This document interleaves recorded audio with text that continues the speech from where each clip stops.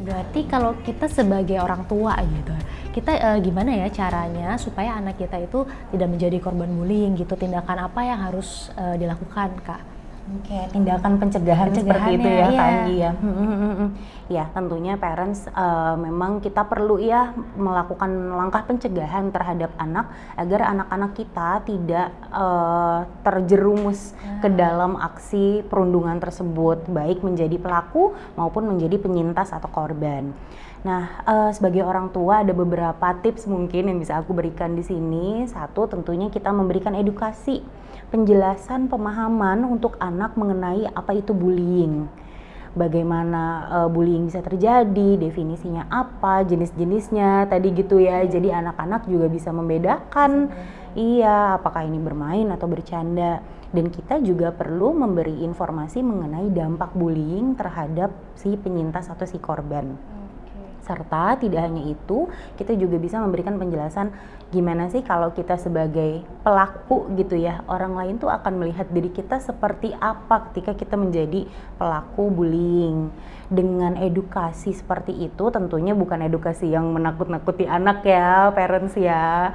Dengan edukasi yang ramah anak seperti itu, banyak penjelasan dan diskusi, mudah-mudahan anak juga jadi lebih paham tentang perilaku bullying dan lebih bisa menghindari perilaku bullying. Itu yang pertama, banyak nih.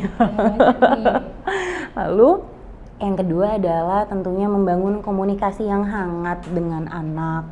Nah, komunikasi yang ini bertujuan untuk membuat anak ini terbuka sama orang tuanya. Sehingga ketika mungkin dia mengalami sesuatu, baik sedang mengalami masalah personal ataupun memang dia memiliki masalah dengan teman-temannya di sekolah, dia bisa bercerita kepada orang dewasa yang dia percaya. Oke, Seperti jangan itu. sampai dia ceritanya malah ke pihak lain gitu ya. Walaupun mungkin dia bercerita ke pihak lain, tapi setidaknya kita sebagai orang terdekat anak di rumah, yes, kita harus tahu apa sih yang terjadi sama anak kita.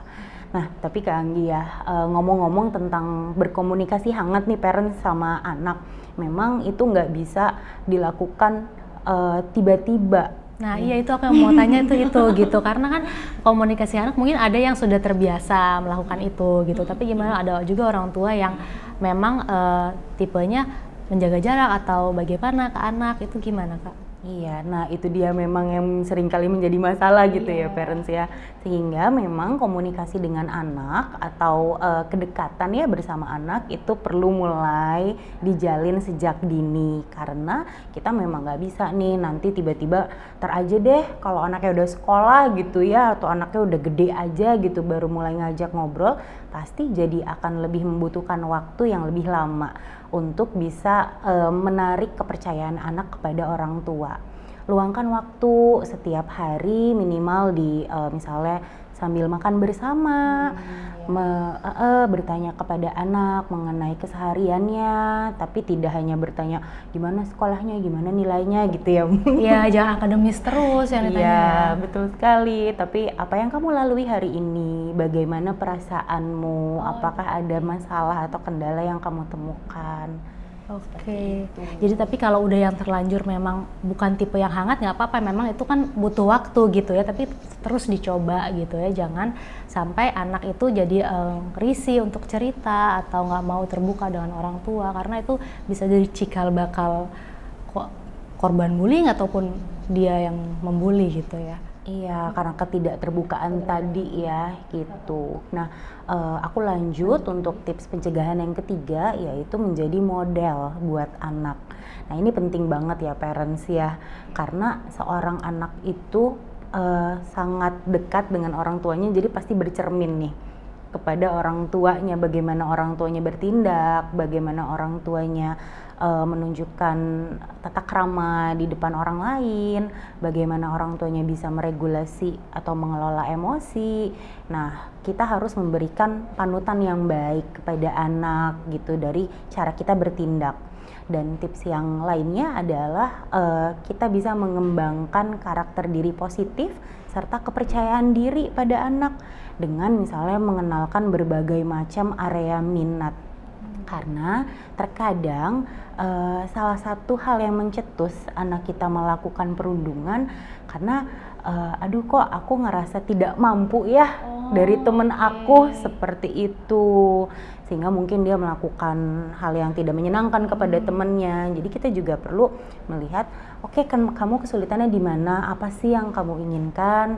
Oh nggak apa-apa, teman kamu senengnya di misalnya di sepak bola gitu ya, kita lihat nih kemampuan kamu adanya di bidang apa gitu. Dengan anak punya keterampilan ya, dia akan lebih ngerasa kompeten gitu.